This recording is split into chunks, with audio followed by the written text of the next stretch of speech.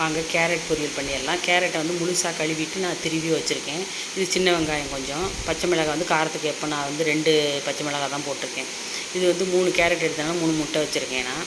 இப்போ வாங்க செய்யலாம். இது வந்து மிளகு, சீரக, சோம்புத்தூள் அடித்ததில் கொஞ்சம் ஒரு 1/2 ஸ்பூன் எடுத்துக்கலாம். இப்போ எண்ணெய் ஊற்றிட்டு எண்ணெய் காஞ்சோடனே கடுகு உளுந்தம் பருப்பு போட்டுங்க. அது கடுகு பொரியட்டும். பொரிஞ்சோடனே கருவேப்பிலை போட்டுக்கலாம். இப்போ சின்ன வெங்காயம் இருந்தால் போடலாம், இல்லைன்னா பெரிய வெங்காயமும் போடலாம், நல்லா தான் இருக்கும். நான் சின்ன வெங்காயம் இருந்துச்சு அதனால் போட்டிருக்கேன் சின்ன வெங்காயம். இது கொஞ்சம் வதங்கட்டும்.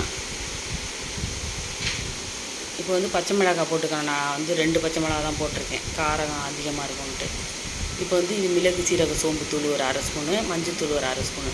இது வந்து இப்போ போட வேணாம், கேரட்டெல்லாம் நல்லா வதங்கினோடனே அப்போ போடலாம். இப்போ துருவின கேரட்டை எடுத்து போட்டுக்கிட்டு அது நல்லா வதக்குங்க. இது நல்லா வதங்கிடுச்சு. இப்போ வந்து நம்ம மஞ்சள்தூள், மிளகு, சீரக, சோம்புத்தூள் போட்டுக்கோங்க. போட்டு இது நல்லா வதங்கட்டும். இப்போ நல்லா வெந்துருச்சு பாருங்கள். இப்போ வந்து தூள் உப்பு கொஞ்சம் போட்டுங்க, அதுக்கு தேவையான உப்பு போட்டுக்கிட்டு 3 முட்டை வந்து அது நல்லா ஃபைனலாக நல்லா வெந்த பிறகு அப்போ கடைசியில் லாஸ்ட்டாக ஊற்றலாம். இப்போ வந்து நம்மளுக்கு இந்த கேரட் பொரியல் மட்டும் கொடுத்தா சாப்பிட மாட்டாங்கல்ல பசங்க, அதனால் நான் அந்த முட்டையோடு செஞ்சு கொடுக்குறேன். முட்டை ப்ரோட்டீன் இருக்குது, கேரட்டில் வந்து உங்களுக்கு விட்டமின் சி இருக்குது. அதனால் பசங்களுக்கு இது ஈஸியாகவும் நல்லாவும் டேஸ்ட்டாக இருக்கும், நல்லா சாப்பிட்ருங்க. இது நான் சாம்பார் சாதத்துக்கு கொடுக்குறேன். இப்போ நல்லா லாஸ்ட்டாக போட்டு இந்த முட்டையை உடச்சி ஊற்றி கிண்டி எடுத்துட வேண்டியதான். நல்லா அவ்வளோதான், சுவையான கேரட் பொரியல் ரெடி.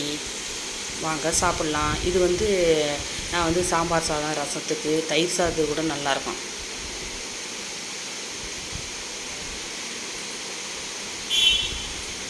இதை பாருங்கள், நல்லா முட்டை பொரியல் மாதிரியே இருக்கும் கேரட் பொரியல்.